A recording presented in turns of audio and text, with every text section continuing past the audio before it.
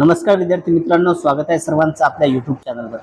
मित्रांनो, आजच्या या व्हिडिओमध्ये आपण शिक्षक पात्रता परीक्षा 2026 म्हणजे सीईटी करता विद्यार्थी मित्रो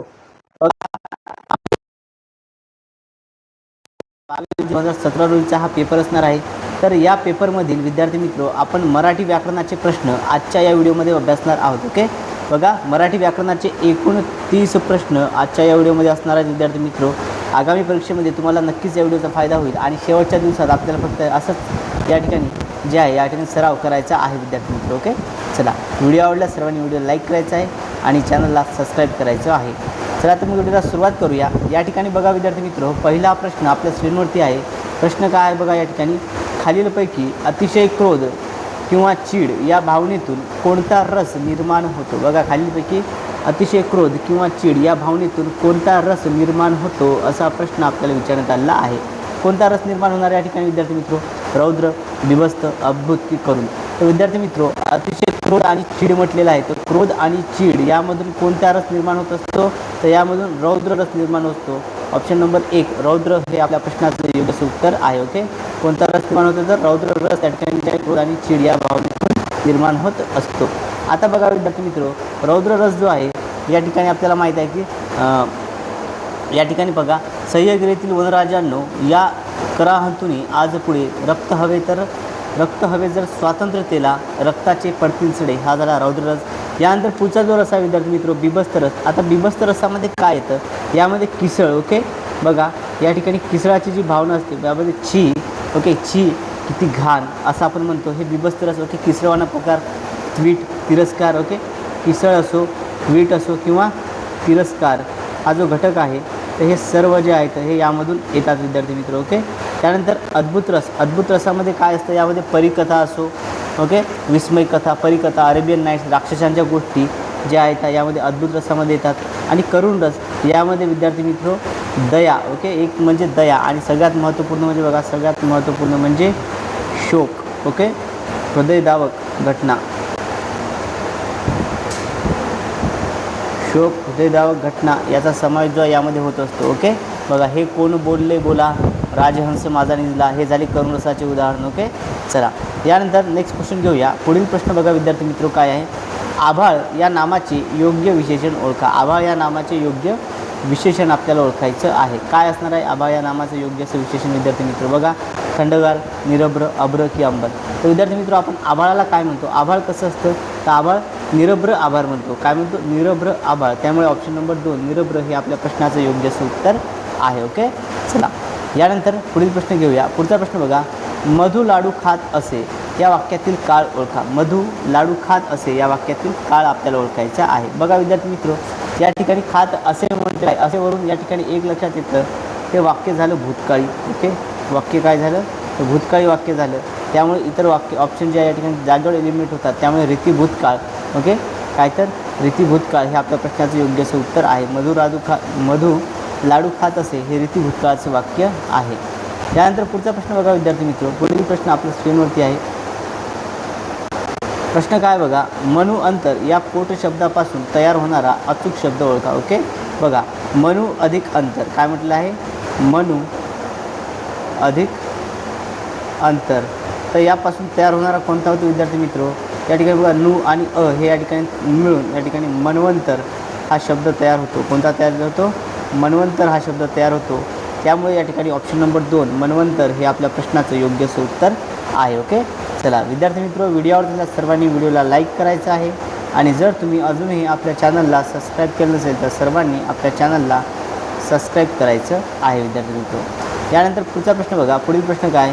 दोन समासात दोन्ही पदांना महत्त्व नसून तिसऱ्याच गोष्टीचा बोध होतो। बघा, समासामध्ये काय? तर दोन्ही पदांना महत्त्व नसून तिसऱ्याच गोष्टीचा बोध होतो, तर हा महत्त्वाचा मानला जातो। तर हे कोणत्या समासामध्ये आहे? ओके, कोणत्या समासामध्ये होतं? ऑप्शन बघा या ठिकाणी विद्यार्थी मित्र, अव्ययीभाव, ओके, अव्ययीभाव, तत्पुरुष, द्वंद्व की बहुव्रीही? ओके, दोन्हीमध्ये पदे महत्त्वाची नाही, तर तिसरंच पद या ठिकाणी महत्त्वाचं ठरतं। असा कोणता? तर तो आहे बहुव्रीही समास। ऑप्शन नंबर 2 हे या प्रश्नाचं योग्य असं महत्त्वाचं उत्तर आहे। ओके, बघा, आता या ठिकाणी विद्यार्थी मित्र, अव्ययीभावमध्ये काय? तर पहिले पद महत्त्वाचे असते। अव्ययीभावमध्ये काय असतं? तर पहिले पद हे महत्त्वाचे असते। अव्ययीभावामध्ये पहिले पद महत्त्वाचे असते. तत्पुरुष समास जो आहे तत्पुरुषमध्ये दुसरे पद महत्त्वाचे असते. ओके, तत्पुरुषमध्ये काय तर दुसरे पद जे आहे हे महत्त्वपूर्ण असते. दुसरे पद तत्पुरुष समासामध्ये महत्त्वाचे असते. द्वंद्व समासामध्ये दोन्ही पदे महत्त्वाची असतात. ओके, द्वंद्वमध्ये काय तर दोन्हीही पदे ही महत्त्वाची असतात द्वंद्वमध्ये. आणि बहुव्रीहीमध्ये काय तर दोन्ही पदे महत्त्वाची नसून तिसरेच. ओके, दोन्ही पदे महत्त्वाची नसून तिसऱ्याच गोष्टीचा बोध होतो. आता या ठिकाणी याची उदाहरणं आपण समजून घेऊया. पहिले पद महत्त्वाचे असते या ठिकाणी, तर ते कोणतं आहे या ठिकाणी बघा, अव्ययीभाव समासाचं उदाहरण या ठिकाणी क्षणोक्षणी. त्यानंतर यथाशक्ती. ओके, क्षणोक्षणी झालं, यथाशक्ती हे याचं उदाहरण झालं विद्यार्थी मित्र. त्यानंतर दुसरे पद महत्त्वाचं आहे असं काय आहे तर यामध्ये बघा दुसरे पद महत्त्वाचं जे असतं तत्पुरुष समासामध्ये तर बघा शेतकरी हा शब्द समजून घेऊ आपण. ओके, शेतकरी. आता या ठिकाणी शेतकरीमध्ये बघा या ठिकाणी शेत हे पहिलं पद आहे, दुसरं पद आहे करी. तर आपल्याला शेतकरी म्हटल्यावर काय तर शेती करणारा दिसतो. काय दिसतो? शेती करणारा, शेतकरी.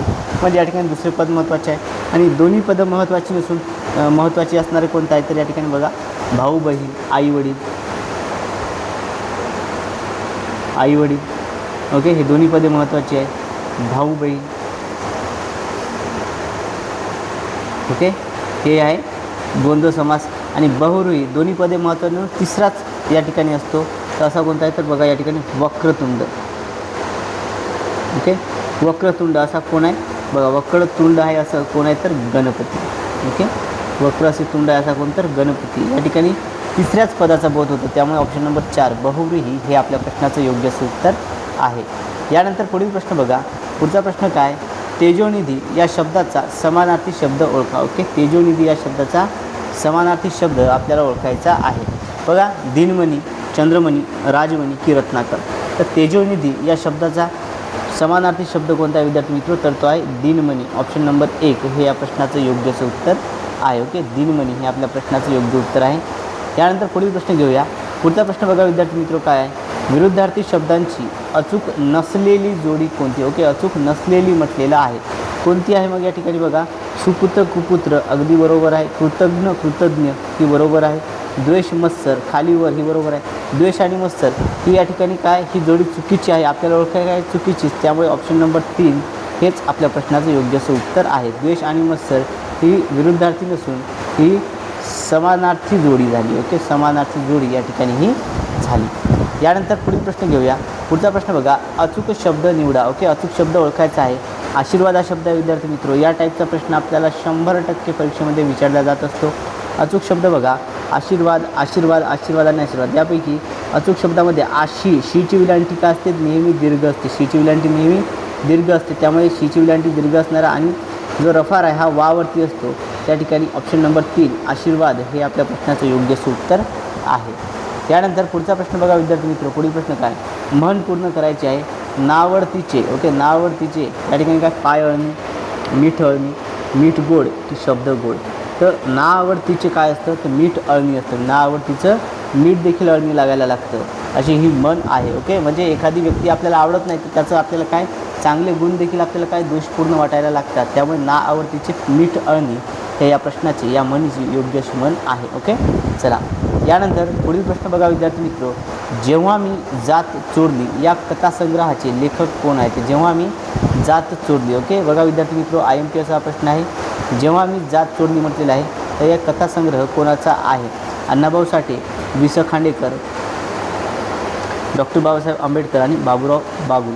तर विद्यार्थी मित्र जेव्हा मी जात चोरली हे कोणाचं आहे बाबूराव बागुल यांचं आहे. त्यामुळे ऑप्शन नंबर 4 बाबूराव बागुल हे आपल्या प्रश्नाचं योग्य असं उत्तर आहे. ओके, जेव्हा मी जात चोरली हे कोणाचं आहे तर हे बाबूराव बागुल यांचं आहे विद्यार्थी मित्र. ओके, बघा काय आहे म्हणजे यामध्ये आता तुम्हाला सांगतो.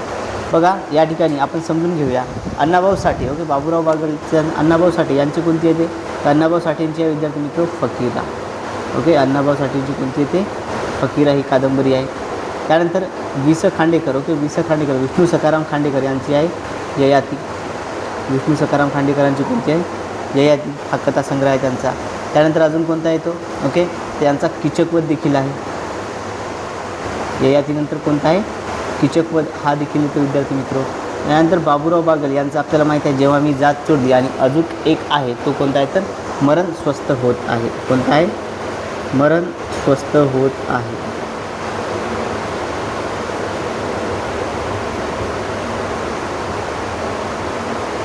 ओके, हे यांची आहेत. ओके, क्लिअर आहे सर्वांना. चला विद्यार्थी मित्र, व्हिडिओचा सर्वांनी व्हिडिओला लाईक करायचं आहे, आणि जर तुम्ही अजूनही आपल्या चॅनलला सबस्क्राईब केलं नसेल तर सर्वांनी चॅनलला सबस्क्राईब करायचं आहे. म्हणजेच TET संदर्भात येणाऱ्या प्रत्येक व्हिडिओची अपडेट तुम्हाला मिळतील आणि कोणताही व्हिडिओ तुमच्याकडून त्या ठिकाणी मिस होणार नाही. यानंतर पुढील प्रश्न घेऊया. पुढचा प्रश्न बघा विद्यार्थी मित्र, प्रतिबंध करणे या शब्दाचा अर्थाचा वाक्यप्रचार कोणता? प्रतिबंध करणे या अर्थाचा काय वाक्यप्रचार कोणता आहे खालीपैकी? तर बघा, मज्जाव करणे हे या प्रश्नाचं योग्य असं उत्तर आहे. प्रतिबंध करणे म्हणजेच काय? मज्जाव करणे. ऑप्शन नंबर 1 आपल्या प्रश्नाचं योग्य असं उत्तर असणार आहे. ओके, यानंतर पुढील प्रश्न बघा. पुढचा प्रश्न आपल्या स्क्रीनवरती आहे. लेखन नियमानुसार काय म्हटलं आहे या ठिकाणी? लेखन नियमानुसार अचूक शब्द ओळखा. ओके, लेखन नियमानुसार अचूक असणारा शब्द आपल्याला या ठिकाणी ओळखायचा आहे. प्रित्यर्थ बघा, आता प्रित्यर्थमध्ये विद्यार्थी मित्र लेखन नियमानुसार प्रीची विलांटी कशी असते तर दीर्घ असते. ओके, प्रीची विलांटी कशी असते रे?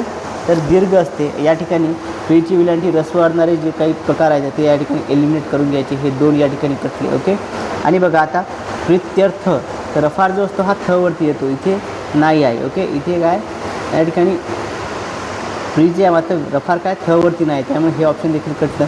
त्यामुळे ऑप्शन नंबर 2 प्रित्यर्थ हेच आपल्या प्रश्नाचं योग्य असं उत्तर आहे. यानंतर पुढील प्रश्न बघा विद्यार्थी मित्र. प्रश्न काय आहे?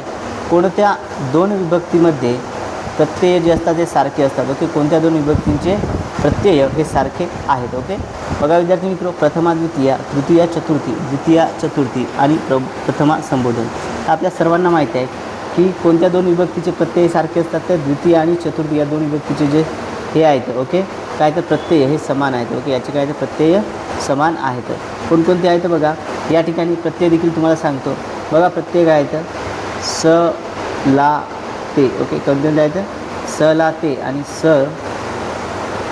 ला, ना, ते. ओके, हे 2 प्रत्यय काय आहेत? हे द्वितीयाचे पण आहेत आणि प्रथमाचे पण आहेत. त्यामुळे ऑप्शन नंबर 3 हे आपल्या प्रश्नाचं योग्य असं उत्तर आहे. ओके, बघा, संबोधन जे आहे त्याच्यामध्ये नो, हो हे येतं. ओके, त्यानंतर विद्यार्थी मित्र पुढील प्रश्न बघा. पुढचा प्रश्न आपल्या स्क्रीनवरती आहे. अनेकवचनी शब्द कोणता? ओके, खालीलपैकी अनेकवचनी शब्द. निरोप हा एकवचनी आहे, मार्ग हा एकवचनी आहे, नाव ही एकवचनी आहे, वाटा. ओके, वाटचं काय झालं आहे? वाटा. ओके, वाटचं काय झालं आहे? वाटा. त्यामुळे ऑप्शन नंबर 4 वाटा हा या ठिकाणी अनेकवचनी शब्द झाला. यानंतर पुढील प्रश्न बघा. वाक्यातील कर्ता, कर्म, क्रियापद यांच्यातील परस्पर संबंधाला काय म्हणतात? ओके, वाक्यातील कर्ता, कर्म आणि क्रियापद यांचा जो परस्पर संबंध असतो तर या परस्पर संबंधाला काय म्हणतात असा प्रश्न या ठिकाणी आपल्याला विचारण्यात आलेला आहे. बघा, क्रियाविशेषण, प्रयोग, अव्यय आणि शब्दसिद्धी. तर विद्यार्थी मित्र याला काय म्हणतात? त्याला प्रयोग असे म्हणतात. ओके, त्यामुळे ऑप्शन नंबर 3 प्रयोग हे आपल्या प्रश्नाचं योग्य असं उत्तर आहे. ओके, बघा विद्यार्थी मित्र, अतिशय महत्त्वपूर्ण प्रश्न आपण या ठिकाणी TETसाठी घेत आहोत. बघा, 28 जून 2026 रोजी TETचा हा पेपर असणार आहे आणि या परीक्षेकरता हे सेशन तुम्हाला खूप उपयुक्त ठरणार आहे विद्यार्थी. ओके, चला यानंतर पुढील प्रश्न बघा.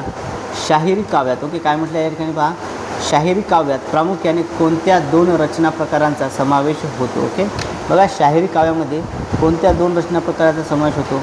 या ठिकाणी विद्यार्थी मित्र सर्वांना माहीत आहे शाहिरीमध्ये की यामध्ये एक सगळ्यात महत्त्वपूर्ण येतो तो म्हणजे पोवाडा. ओके, पोवाडा हा प्रत्येक ठिकाणी येतोच. मग इथं पोवाडा नाही हे कटलं. ओके, भारुड अभंग नाही येणार. तर पोवाडा आणि लावणी ऑप्शन नंबर 3 हे या प्रश्नाचं योग्य असं उत्तर आहे. ओके, शाहिरी काव्यामध्ये पोवाडा आणि लावणी या 2 घटकांचा, या 2 रचना प्रकारांचा समावेश त्या ठिकाणी होत असतो. यानंतर पुढचा प्रश्न बघा. चुकीचे समीकरण ओळखा. चुकीचे समीकरण या ठिकाणी आपल्याला ओळखायचं आहे. संत एकनाथ भारुड, संत ज्ञानेश्वर ओवी, संत तुकाराम अभंग आणि संत नामदेव पसायदान. तर विद्यार्थी मित्र या ठिकाणी बघा, चुकीची जोडी कोणती आहे तर संत नामदेव पसायदान. ओके, तर आपल्या सर्वांना माहीत आहे पसायदान कोणाचं आहे तर पसायदान हे संत ज्ञानेश्वरांचं आहे. ओके, पसायदान कोणाचं आहे तर संत ज्ञानेश्वर यांचं पसायदान आहे. त्यामुळे ऑप्शन नंबर 4 हे आपल्या प्रश्नाचं योग्य असं उत्तर असणार आहे. इतर जोड्या या बरोबर आहेत का? चुकीचं कोणतं होतं? संत नामदेव हे चुकीचं होतं. यानंतर पुढील प्रश्न बघा विद्यार्थी मित्र. दोन छोटी छोटी उभ्यान्वयी वाक्य जे आहेत ओके, दोन छोटी छोटी वाक्य उभ्यान्वयी अव्ययाने जोडताना कोणत्या विरामचिन्हाचा वापर करतात? ओके, कोणतं विरामचिन्ह वापरणार विद्यार्थी मित्र? दोन छोटी छोटी वाक्य जोडायची आहे. मग अशावेळी कोणतं विरामचिन्ह वापरलं जाणार? तर अशावेळी विद्यार्थी मित्र अर्धविरामचिन्ह हे वापरल्या जाणार. ऑप्शन नंबर 2 हे आपल्या प्रश्नाचं योग्य असं उत्तर आहे. ओके, बघा या ठिकाणी पूर्णविराम जे आहे वाक्य पूर्ण करण्यासाठी होतं. या ठिकाणी तर पुढचा प्रश्न पहा विद्यार्थी मित्र, काय? मालिनी या वृत्तातील गण कोणते? ओके, बघा मालिनी या वृत्तातील गण कोणते असा प्रश्न या ठिकाणी आपल्याला विचारण्यात आलेला आहे. तर मालिनीमध्ये कोणतं येतं विद्यार्थी मित्र?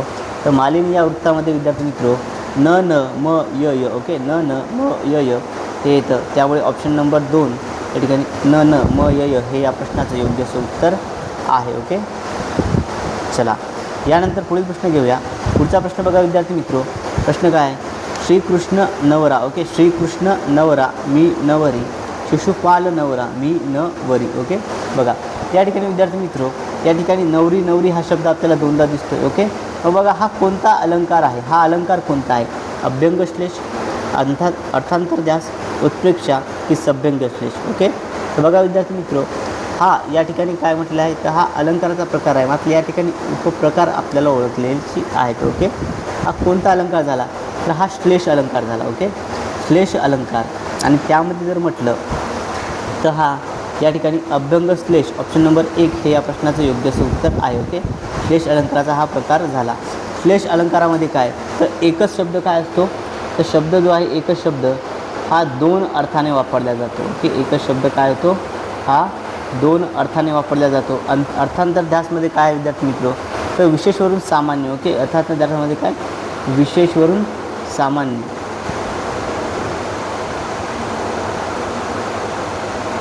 त्यानंतर उत्प्रेक्षा अलंकार. उत्प्रेक्षा अलंकारामध्ये काय होतं? काय आहे यामध्ये? तर उत्प्रेक्षा अलंकारामध्ये विद्यार्थी मित्र बघा उपमेय हे उपमान येतं. ओके, त्या ठिकाणी बघा आता सभ्यंग श्लेषच्या नंतर अजून जे काय अलंकार काय महत्त्वपूर्ण आहेत जसं की अनुप्रास, एका शब्दाची पुनरावृत्ती होते. ओके, त्यानंतर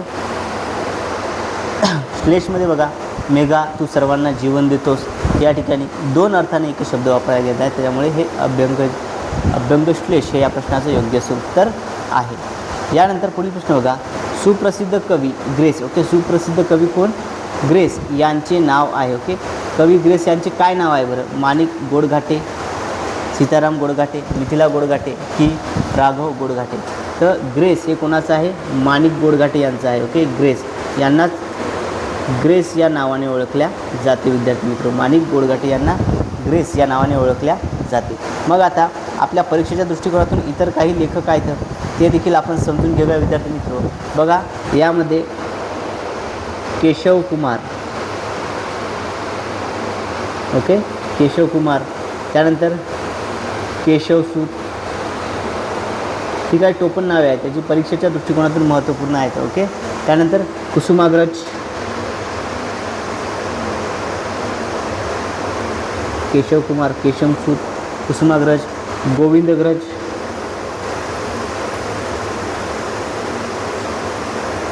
ओके. आता ही जी टोपण नाव ही कोणाची आहेत? केशव कुमार म्हणून कोणाला ओळखतात? तर केशव कुमार म्हणून विद्यार्थी मित्र या ठिकाणी प्रल्हाद केशव अत्रे यांना ओळखले जाते. ओके, प्रल्हाद केशव अत्रे यांना ओळखले जाते केशव कुमार म्हणून. त्यानंतर केशवसूत म्हणून कोणाची? तर कृष्णाजी केशव दामले. ओके, केशवसूत म्हणून कोण ओळखले जाते? तर कृष्णाजी केशव दामले. या दोघांमध्ये बऱ्याच जणांचं कन्फ्युजन होते, त्यामुळे हा पॉईंट नोट डाऊन करून देतो, नोट डाऊन करून घ्यायचा आहे. ओके, कुसुमाग्रज म्हटलं तर कोण आहेत? कुसुमाग्रज हे कोणाचं टोपण नाव आहे विद्यार्थी मित्र? तर हे विष्णू वामन शिरवाडकर म्हणजेच वि वा शिरवाडकर यांचं हे टोपण नाव आहे. ओके, कुसुमाग्रज. कुसुमाग्रज हे वि वा शिरवाडकर यांचं टोपण. आणि गोविंदग्रज म्हटलं तर यांना आपण या ठिकाणी विद्यार्थी मित्र बालकराम म्हणून देखील ओळखतो. तर हे कोण आहेत? तर हे आहेत राम गणेश गडकरी.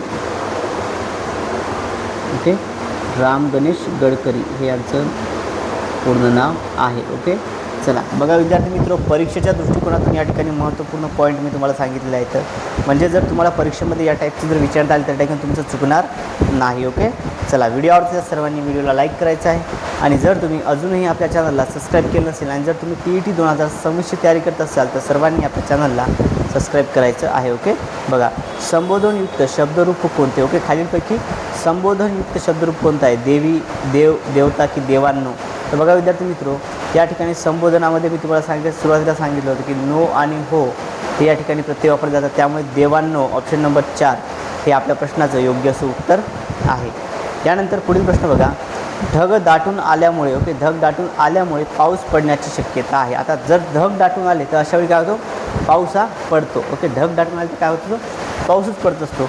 मग बघा एकच उद्देश आणि एकच विधेय या ठिकाणी काय एकच उद्देश आणि एकच विधेय असेल तर अशावेळी कोणतं वाक्य असतं?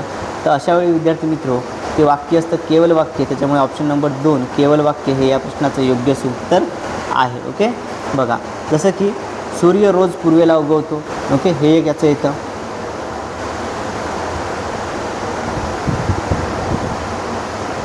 सूर्य रोज पूर्वेला उगवतो.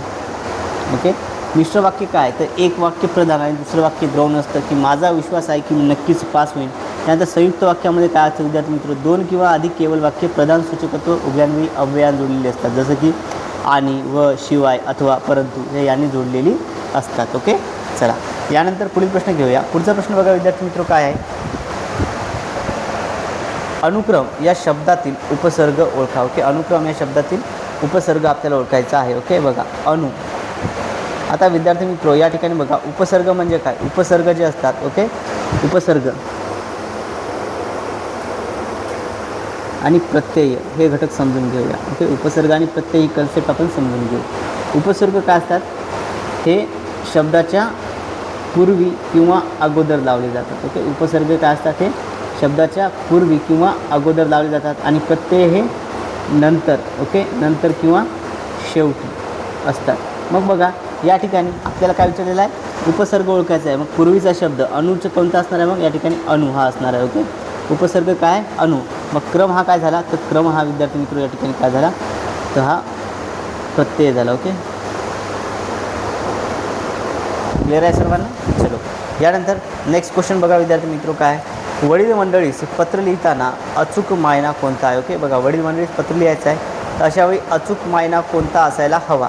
तीर्थस्वरूप, तीर्थरूप, तीर्थरूप की तीर्थस्वरूप? बघा विद्यार्थी मित्र, वडील मंडळीस पत्र लिहिताना अचूक मायना जो आहे तो कोणता आहे? तर तो आहे तीर्थरूप. या ठिकाणी बघा तीर्थरूप ऑप्शन नंबर 2 हे आपल्या प्रश्नाचं योग्य असं उत्तर आहे. ओके, तीर्थरूप या ठिकाणी तीर्थस्वरूप असतं विद्यार्थी मित्र. तीर्थरूप जे आहे तीर्थरूप हे आई वडिलांकडे. ओके, वडील मंडळीच म्हटलेलं आहे या ठिकाणी. ओके, तीर्थरूप जे आपले आई वडील असतात ना, आई वडील, ओके, आई वडिलांना तीर्थरूप म्हणतात. तर तीर्थस्वरूप हे वडीलधारे मंडळी, ओके, आई वडिलांच्या समान. ओके, वडील मंडळीच काय म्हणतात? तीर्थरूप. यामध्ये विद्यार्थी मित्र ऑप्शन नंबर 4 हे आपल्या प्रश्नाचं योग्य असं उत्तर आहे. ओके, ऑप्शन नंबर 4 हे या प्रश्नाचं योग्य असं उत्तर आहे. क्लिअर आहे सर्वांना? चला थोडंसं हे झालं होतं विद्यार्थी मित्र या ठिकाणी कंप्लीट. त्यानंतर विद्यार्थी मित्र बघा अशा पद्धतीनं आपण या ठिकाणी काही महत्त्वपूर्ण प्रश्न जे आहेत या ठिकाणी बघितलेले आहेत. आता मराठी व्याकरणामध्ये बघा पुढचा प्रश्न पहा काय आहे विद्यार्थी मित्र? पुस्तक या शब्दातील अचूक लघु गुरुक्रम आपल्याला ओळखायचा आहे. ओके, पुस्तक या शब्दातील अचूक लघु गुरुक्रम आपल्याला ओळखायचा आहे. पुस्तक. ओके, बघा पुस्तक या ठिकाणी काय अचूक काय झाला? तर ऑप्शन नंबर 2 हे या प्रश्नाचं योग्य उत्तर झालं. ओके, लघु गुरुक्रम काय?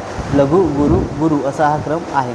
त्यानंतर पुढचा प्रश्न बघा विद्यार्थी मित्र, मराठी वर्णमालेत किती स्वरादी आहेत? मराठी वर्णमालेमध्ये स्वरादी किती आहेत? तर एकूण 2 स्वरादी मराठी वर्णमालेमध्ये येतात. ऑप्शन नंबर 3 हे या प्रश्नाचं योग्य असं उत्तर आहे. आणि आहा हे 2 स्वरादी मराठी वर्णमालेमध्ये येतात. यानंतर विद्यार्थी मित्र प्रश्न क्रमांक 58 ते 60 जे आहेत हे आपल्याला या ठिकाणी बघा या ठिकाणी काही प्रश्न असतात. आता उर्वरित प्रश्न हे आपल्याला या परिच्छेदावरून सोडवायचे असतात. ओके, या टाईपचा आपल्याला काय परिच्छेद दिला असतो. आपण करायचं काय? तर सर्वप्रथम हे परिच्छेद विद्यार्थी मित्र या ठिकाणी काळजीपूर्वक वाचून घ्यायचं आहे. ओके, काळजीपूर्वक परिच्छेद वाचून घ्यायचा आणि त्यानंतर परिच्छेदाचं वाचन झाल्याच्यानंतर पुढील प्रश्न आपल्याला जे आहे ते सोडवावी लागतील. ओके, मग बघा या ठिकाणी आपण समजून घेऊया कशा टाईपचे या ठिकाणी प्रश्न आपल्याला परीक्षेत विचारले जातात. तर बघा या ठिकाणी उतार्यातून कोणाचे अभिनंदन केलेलं आहे. तर उतार्यामधून विद्यार्थी मित्र हुशार मुलांचं अभिनंदन करण्यात आलेलं आहे.